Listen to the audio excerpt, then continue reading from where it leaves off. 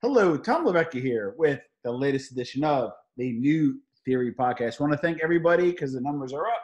We really appreciate everything you are doing. A few things. Just can you subscribe on your listening platform and leave a honest review on iTunes? If you do, take a snapshot, mail it into Tom at New Theory, and I'll send you a shirt. So let's get it underway. So now we will have Bubba Ginnetty on the show. I'm super excited about this one because he's a creator of the LA-based immerse innovative experience InCrowd. And it's really interesting because it does a lot of stuff, and he worked with some like super heavy hitters. And in lieu of what's going on, I'd be interested to see when he developed this, but it's super relevant to our new normal. Bubba, welcome to New Theory Podcast. How you doing today? Hey Tom, thanks for having me, man. I'm doing great, man. You know, God bless. Any day in the quarantine where you got something to do that isn't just sitting in your underwear, it's a positive day. Love it. We're going to talk about your platform in a second, but I want to get your background. Are you a tech guy, comedy guy, entertainment guy? What's your background? My background is, I'm originally from Boston. I'm a stand-up comedian and a writer in my creative space. But as a career, professionally, to pay the bills, I've been a production manager for big music acts and a stage designer for about the last 15 years. So, InCrowd's kind of a culmination of both my artistic capabilities as well as my professionalism. And that's my background. So this is really just a merger of my two worlds coming together. Love it. Now, it's super relevant right now. We'll get to that in a second. What was the original genesis of the idea? And tell us a little bit about InCrowd. This all started with, I've had ideas like this for a while, and I've even tried to implement them on like festival stages and tours and stuff like that in like a little bit of a different way, but I wasn't ready. I didn't have this idea specifically until after we were on the road with an artist that we did the stage design and produced the tour for, and all the events got canceled that were over 1,000 people. So this was before even the shelter in place happened for everyone. And we were being sent home from Chicago. Before I even got on the plane, I just called my guys at my studio warehouse in LA, and I was like, "Hey, man, we need this gear and these cameras because we're gonna be streaming in some capacity for the next months or year or two, who knows, And I didn't really know that this is how I was going to utilize all those tools. But, within a few weeks, I saw the void.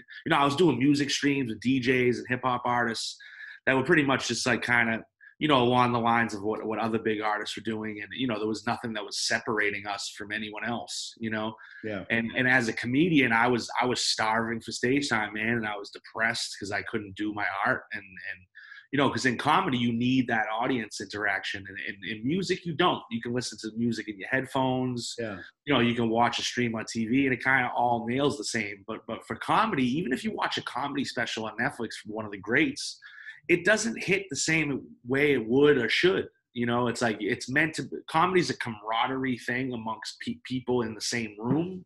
Yeah. Laughter is contagious. It's about identifying as a group of people, and it's about a comedian transmitting a perspective to an audience, and them feeling that and connecting in that moment. And without a real audience, like that doesn't happen, Yeah, So got it. Okay, I can finish that thought, and then I want to jump into the next question.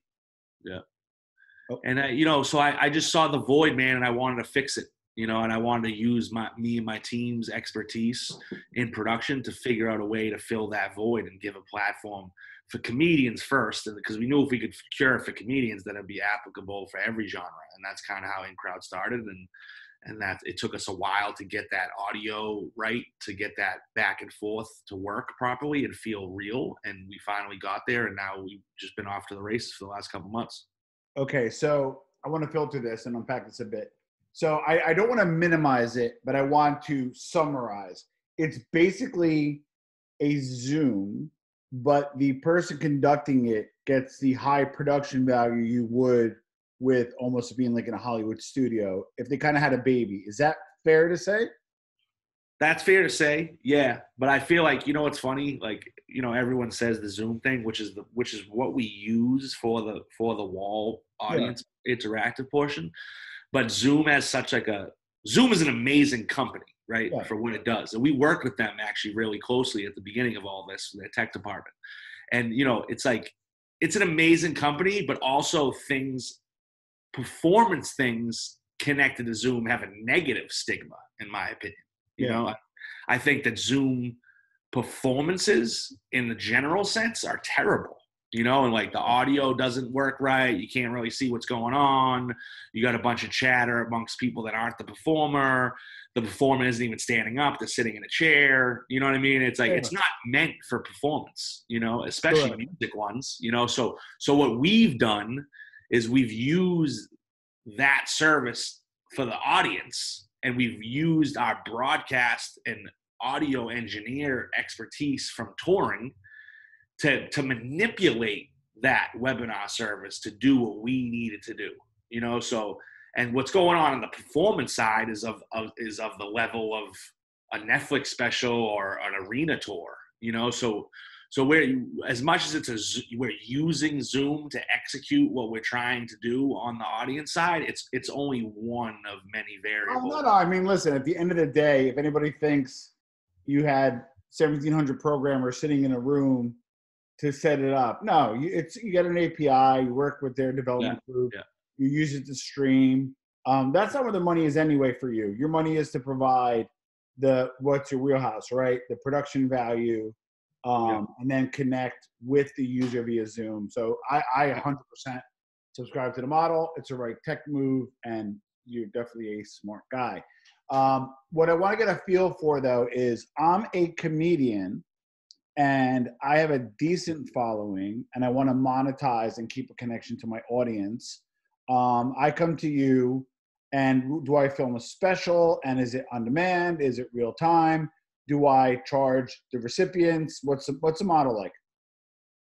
Well, we have a few. I mean, we have a few different models. I mean, we do ticketed live events like a virtual arena. We see ourselves as a virtual arena that's scalable. Nice. You know, you can cap it at 500 tickets. You can cap it at 50,000. Depends on the artist. You know, nice. And in those situations, we do a split based on overall revenue. You know, and you know, and then the content that comes from that is kind of like a shared ownership situation where we decide if that content's going to be used at all, if it's only going to be used for social media, and what that looks like for both parties involved, you know? Got it. And then on the flip side, we've had a lot of interest from acts, from comedians to musicians about, like, as soon as they perform in the space, they're like, I want to do a special here, and I want to make this, and I want to do this show. And, you know, so what we do is we basically just choose we choose those relationships wisely, just because, you know, I can't do it with everyone. There just isn't enough time or money to go around. But, you know, we collaborate with like-minded artists, and we pursue those things as a partnership. I mean, really what InCrowd is a platform and a producing partner for creatives to take it and run with it as they want, you know, and us to just be that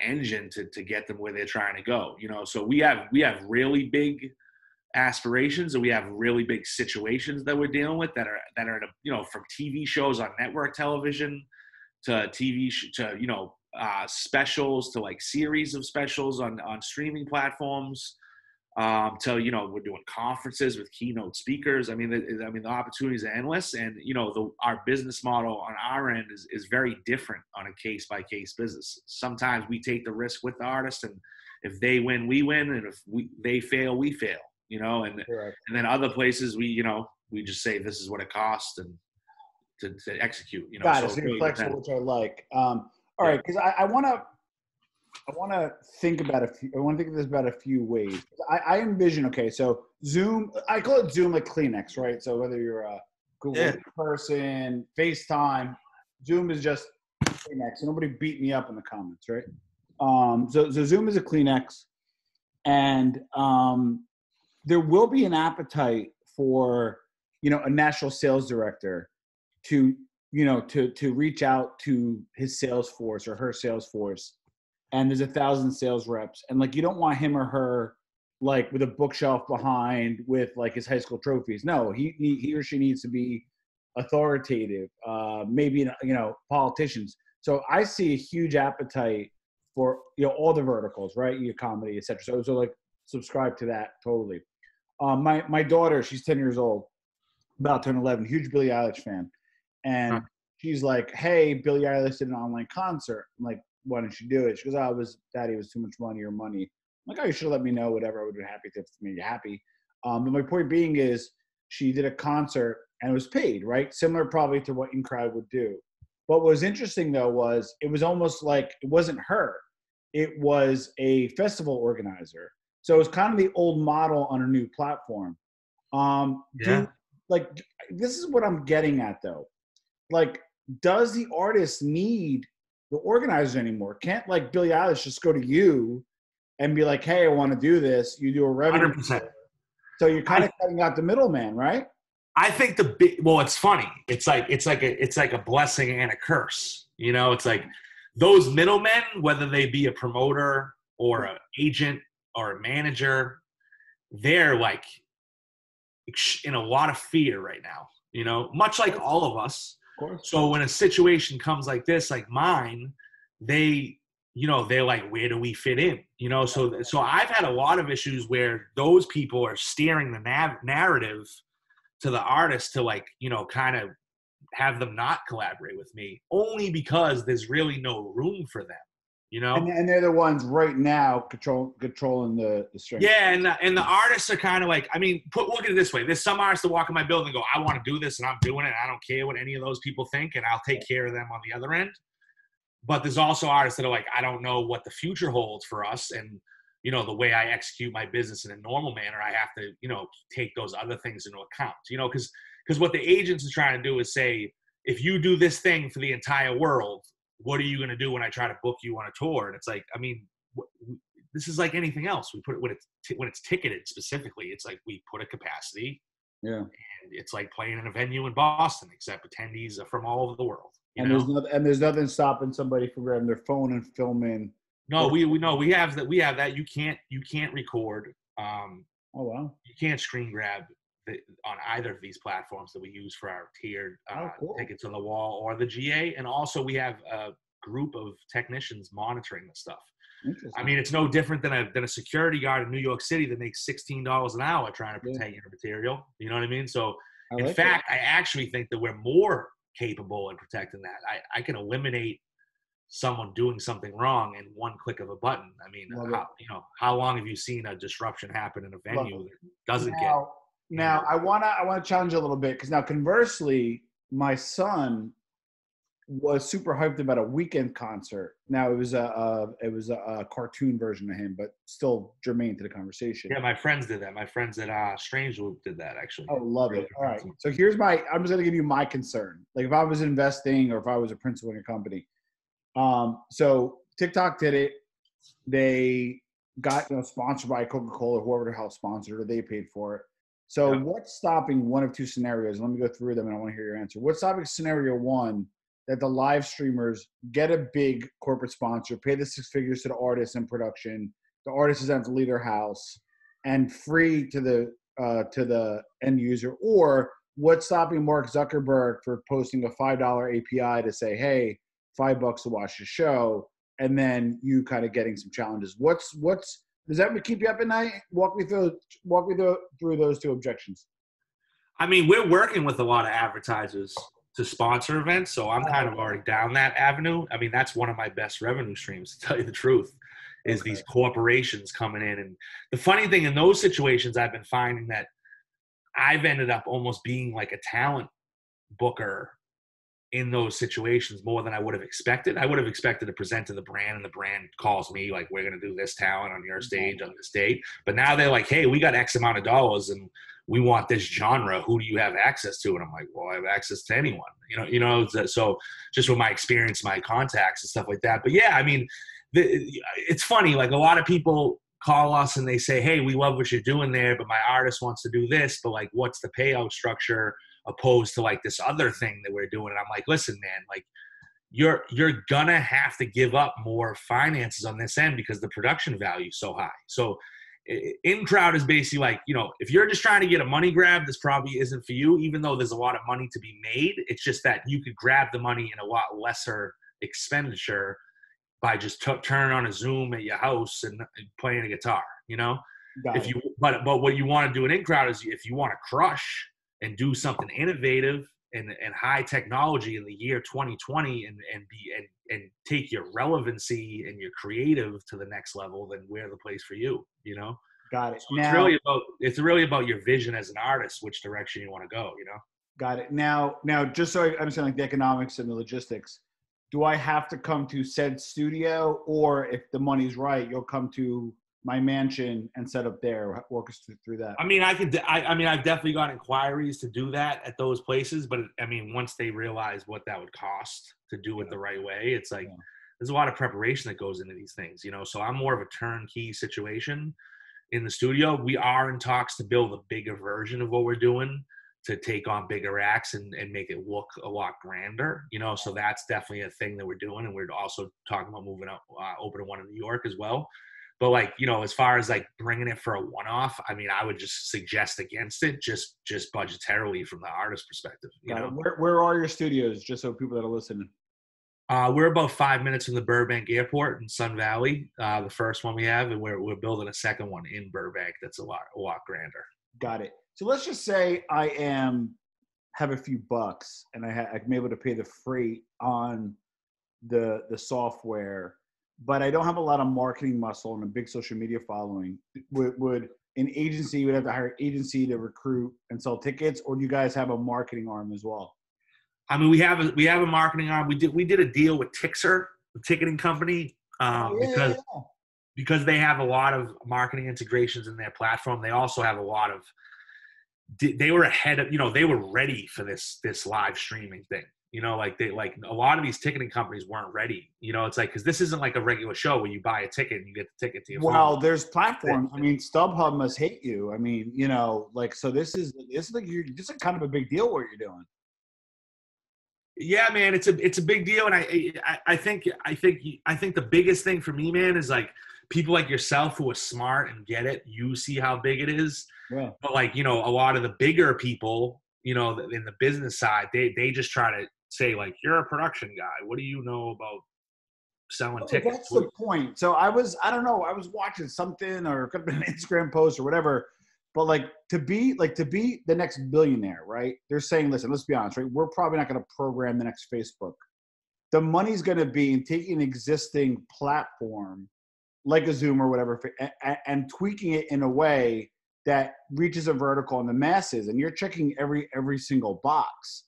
Yeah, I agree, and I appreciate that, man. I think the greatest things in the world are add-ons and evolutions to what's existing. You know, I mean, we're humans having a human experience. It doesn't go that far. I've been all over the world. We're eating, sleeping, shitting, going to work. You know what I mean? It's like there's been a million comedians that told a million jokes, but they're about six different things. You know what I mean? It's like, I mean, how deep does the human experience really go? So the fact that, so I think that the real win and the real evolution and the real pioneership in technology and creative things is just taking things that humans experience and know about and tailoring them to level up, you know? And I think that's what we're doing.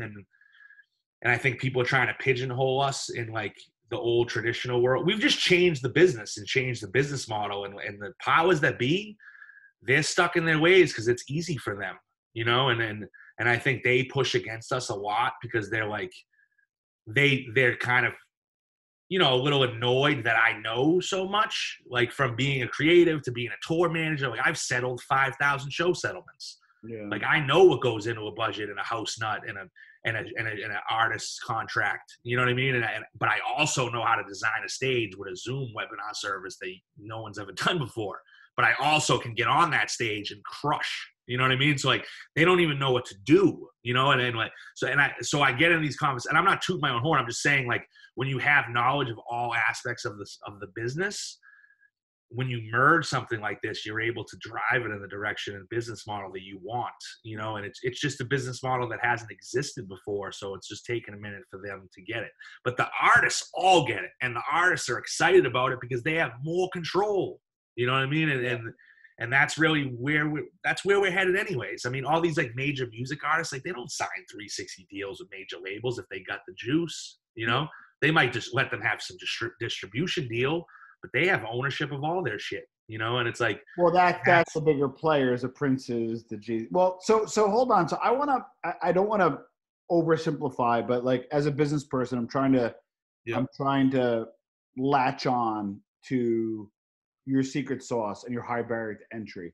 Basically, you're gonna distribute and produce a better product. Is that fair to say? yeah, yeah. I think for a live product, I mean, we're as good as it gets, you Yeah, know? because I'm thinking about it, right? To the artist and the creative, that's super important. And you're hitting the nail on the head where the artist and the creative is also paying the freight nowadays because they want more of a share. The only challenge, though, is by hitting that both checks, small group, no? Wait, say that again? Like meaning the creative, I'm the artist. I subscribe to what you're doing. Better studio, better visuals, better effects. It's basically a real concert, and I could zoom to 1 million people in the home, right? Zooming Kleenex, right? So that I get, right? But then, and many artists that would have that appreciation would also need to pay the freight, meaning, oh shit, I want to do this. I want to own the rights, and I'm going to call Bubba up. The challenge, though, is most of those people have a Live Nation deal, what I'm getting at is the people that can benefit from this the most, technically maybe a small group, because if you're decent, right, you got a Live Nation deal. So how do you get around that? You get what I'm saying, I right? mean, we'll do a deal with Live Nation if they, you know, I mean. Oh my God. So you're agnostic. Okay. So okay. So you're I agnostic. have a deal with Tixer for the ticketing platform, but if it came down to that, we would work that out, you know, and but I mean, and there's bigger things at play than the No, tickets, you because know. I'm getting it, because I'm getting a full appreciation for it. I'm sort of understanding it, and the more I understand it, the more the hair in my back of my neck goes up, right? Which is a lot of hair these days. Not as much in my head, but back of my neck more. I have to ask this question. My girlfriend's gonna throw a shoe at me. You being in Burbank, you being kind of this high res, has porn been a vertical you're gonna explore? People have already reached out to me about that several times, like big people in that world, and I just, you know, I'm more tasteful than that, I think. No, I'm not. I'm just kind of joking around. But in all seriousness, the reason why it would crush in that space. Well, the reason why I bring it up is seems to be kind of a direct relationship with adult stars and their watchers, and you know, I'm assuming, you know, they're not getting quality off of their DSLR in a room. So I was just wondering if that was either you got approached or was that part of the business. But I'm not suggesting the morality on it either way. Yeah. Business perspective. I mean, I'm not a prude, man. I don't see anything wrong with that.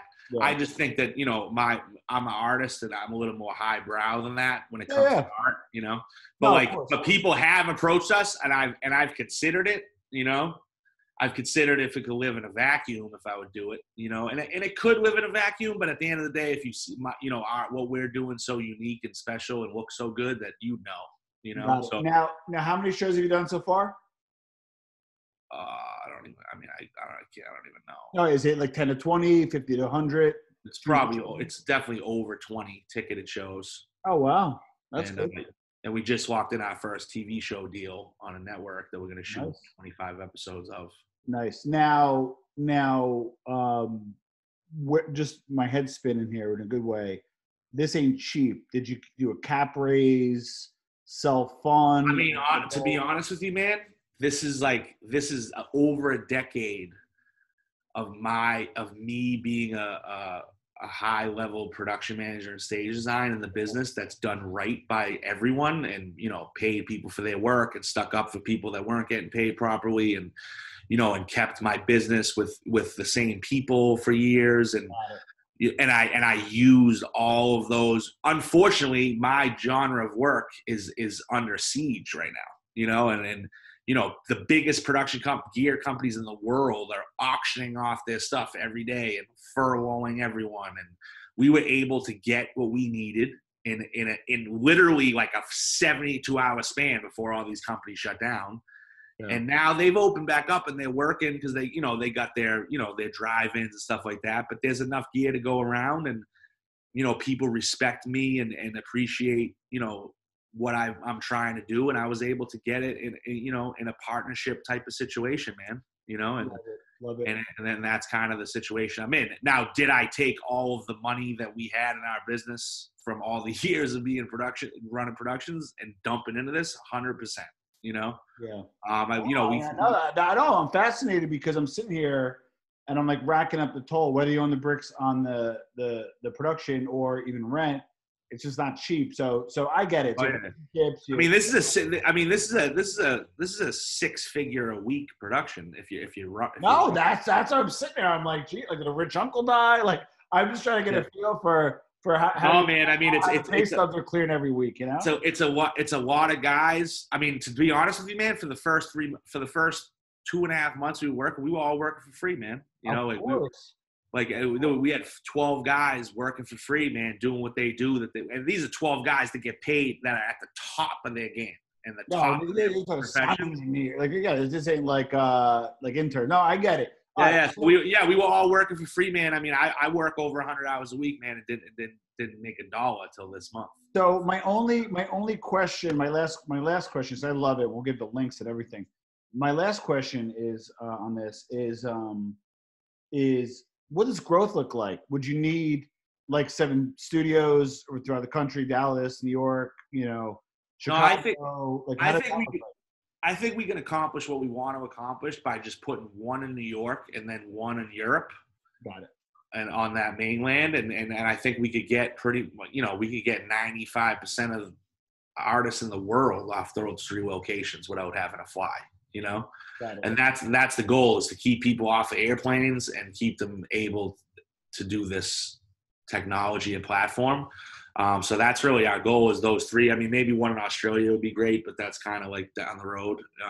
I think we could live without that for a while, but I think New York and Europe, and I have all the tools in place ready to go. I've had a lot of inquiries to do them in those places, but it just hasn't made sense yet. But I've also had, about 6 meetings with, film finance, financiers and hedge fund guys and angel investors, some of the biggest in the world. I'm not going to say their names because I'd rather not, but I've had full, I've gone down those roads with a lot of those people, man. And it's just a time where people are real unsure, and they're very unsure with their money. I feel like if I was able to create something this special and this timely and this, operational in pre-COVID times that was applicable to that time, I mean, I would have already had an announcement with like a $10 million investment, Well, hold on. Can you expound on that? And what I mean is because of COVID, people are approaching you with big checkbooks. You're leery about taking it because you want to give equity, or the opposite. You check people's appetite to fundraise and you got blanked. Can you just expand upon both? I mean, I've had both of those experiences. I've had checkbooks ready to be written, and I say, I don't know if I need it right now, and I don't know if I want to give you all of that to get that when I think I could get there without it. There's been situations like that, but there's also been situations that I really wanted to happen.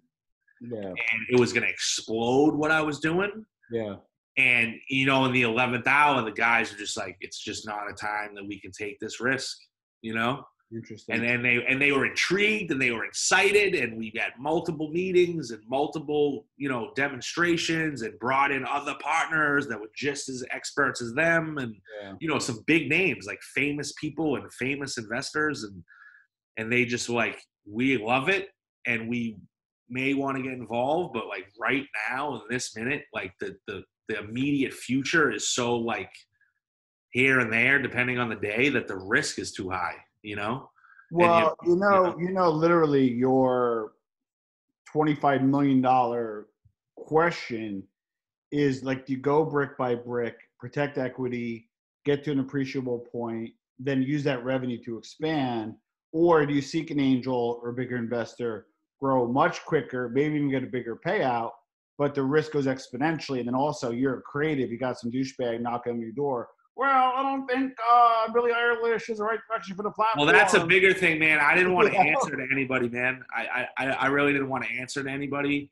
and I didn't want my crew to answer to anybody, and I didn't want to have to replace anyone. Yeah. You know, so it's like the situations that were on the table, I just didn't think they were the right fit. And I thought that I could get to, like, they weren't like huge, they weren't like $10 million.